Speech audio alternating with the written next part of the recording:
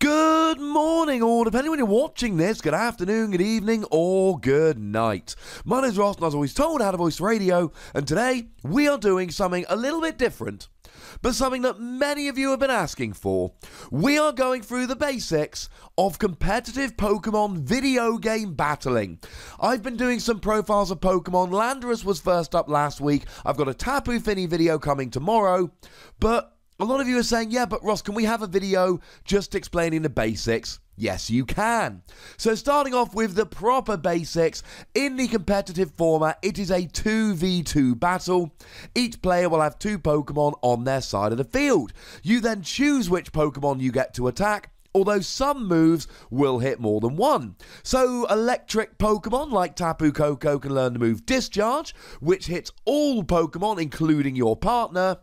But then some Pokemon like Landorus have moves like Rock Slide, which will only hit the opposing Pokemon and will not hit yours.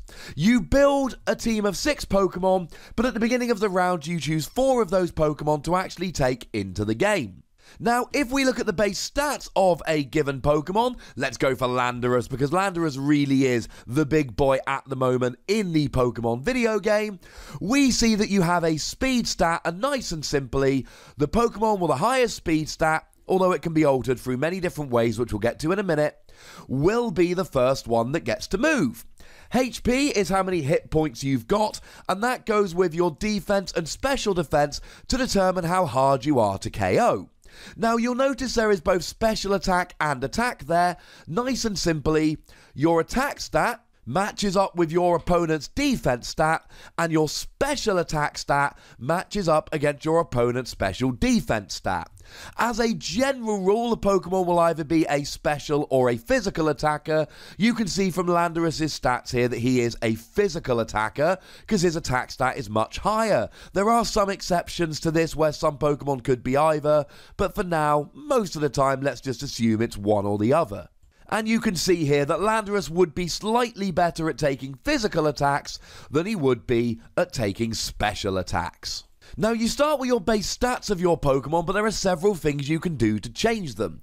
First of all, every Pokemon has a nature which will increase one of their stats and decrease another one of their stats. Very often, this will be either attack or special attack, so if we were to look at Landorus, for instance, people tend to either go for a Jolly Landorus, which makes you faster while reducing your special attack, which we don't care about, or an Adamant Landorus, which increases your attack while decreasing your special attack that we don't care about. And you make that choice depending on whether you want a faster or more powerful Landorus. You then give your Pokemon a held item, some of which will increase your speed, like Choice Scarf. You can have berries, which will increase your health at a given point in the game.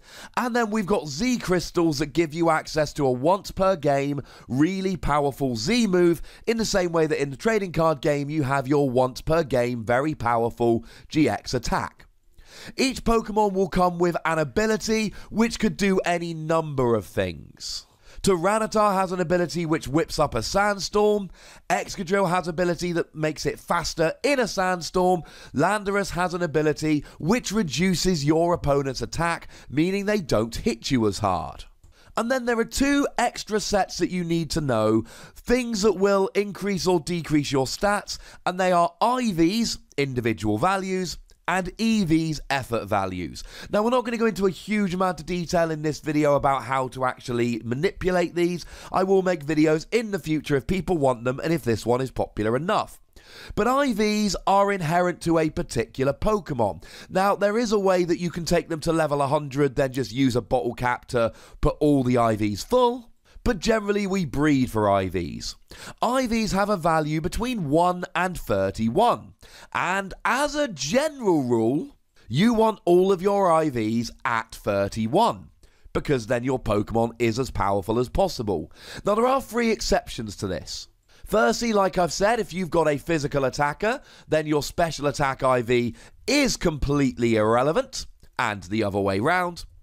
Secondly, there is a thing called Trick Room, which is quite a popular move, which reverses the speed order of a game, meaning the slower Pokemon move first, so quite frankly, in that scenario, it's actually better to have a 0 speed stat, so you're faster in Trick Room.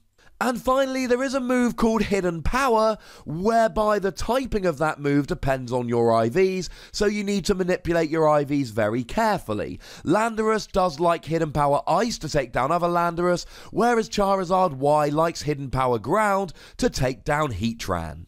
But again, that's very, very complicated. We would need a whole other video to try and work out Hidden Power.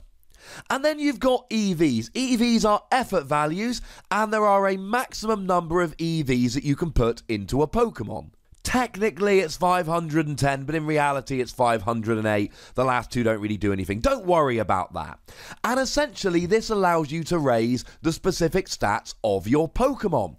And you do this by knocking out Pokemon. So for argument's sake, if you want to train your Pokemon to have more HP, then what you do is you go and KO a whole bunch of Alolan Grimer, and that will raise your HP for every Alolan Grimer you KO. Every Pokemon KO'd in the game will give you EVs for one of your 6 base stats. Again, we're not going to go into how to EV train in this video. That is, again, a topic for its own video. But to go back to Landorus, who's serving as a nice example in this video, one very common set we might see is 252 in speed. You can only put a maximum 252 into any one stat.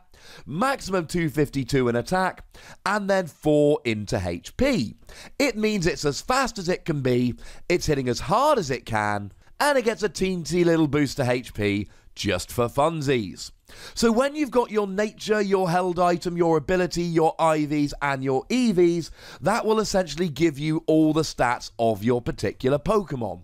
Then you choose the moves. Generally speaking, moves either do damage, or they might inflict special conditions, or it might even give you extra boost to your stats as well. Each of your stats, other than HP, because you can't really change that once you hit the game, can go up or down by a maximum of 6 stages. So for instance, Landorus's Intimidate ability will come on and reduce your opponent's attack by 1 stage, whereas Snorlax can learn the attack Belly Drum, which puts its attack up 6 stages, but reduces its HP by 50%. Now, one quick side note about damaging moves. Just like attack and defense, moves will either be physical or special type. So of course, Landorus with its very high attack stat will be wanting to use physical, not special moves.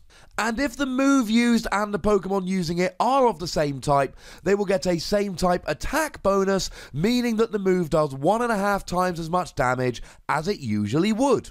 Now, there's all kinds of little tricks and Pokemon that work well together. I can't possibly give you all of them right now, but I'll give you a couple quick examples. So I told you that Snorlax has this move Belly Drum. Well, it also has an ability called Gluttony, which allows you to eat pinch berries when you've got 50% of your HP remaining. Pinch berries has many different types, and they have different tastes depending on what nature the Pokemon is. And essentially, pinch berries give you 50% of your health back when you go down to 25% health remaining. So Snorlax uses Belly Drum to go down to half health remaining, and then the Gluttony ability kicks in and allows you to eat the berry, which gives you 50% of your health back, and you go back to full health, but having raised your attack to its maximum possible stage. And Snorlax might be played with a Pokemon like Mimikyu, for instance, who's fairly fast and can learn Trick Room, because Snorlax is really slow and functions much better in Trick Room. The other thing you really need to know here is weakness, resistance, and immunity, and I'm sorry, but once again, Landorus is by far the best example of this, because he can show us all of them. So if we look at his profile here, taken from the website Bulbapedia, we can see that it's 2 times weakness to water, but 4 times weakness to ice. That's right, the video game has 4 times weakness, and the reason is it's a ground type that would be weak to ice, and a flying type that would be weak to ice. Therefore, because both of its types would be weak, you end up with a 4 times weakness. You also see resistances there to fighting, poison, and bug, but you get immunities here. So being a flying Pokemon, Landorus cannot be hurt by ground type moves, And being a ground-type Pokemon, Landorus cannot be hurt by electric-type moves. And this weakness chart will show you quite nicely how it all works out, although it gets more complicated with dual typings. But you can see some other immunities there, like for instance, Steel is immune to poison types, Dark is immune to psychic type, and Fairy is immune to dark type. Now, this video really does just scratch the surface of the competitive video game. There are plenty of other videos I'm going to make in the future, like the different ways you can use to manipulate the speeds of your Pokemon, etc, etc. I'm going to continue doing at least one Pokemon profile every week. Tomorrow, we've got a video coming about Tapu Fini. But what I wanted to do was just have one quick video here explaining what natures and IVs and EVs and all of that are, the difference between physical and special attack and defense, and so on. I have just scratched the surface, but as with all of these videos, your input would be lovely, so if there's anything you think I should have covered in this video but didn't, chuck it down in the comments so anyone who finishes this video going, "Oh, I'd quite like to learn more about this kind of stuff," can read through the comments and learn more about this kind of stuff. Make sure you like this video, subscribe to this channel, follow me on Twitter at TheWassy, and Twitch for some live action at twitch.tv/PTCGRadio. I am committed to doing regular weekly videos all about the video game, ladies and gentlemen. My TCG videos are going nowhere, don't be scared, but I want to be a regular VGC YouTuber as well, although I hate the word YouTuber, so come and join the fun, it's going to be lovely.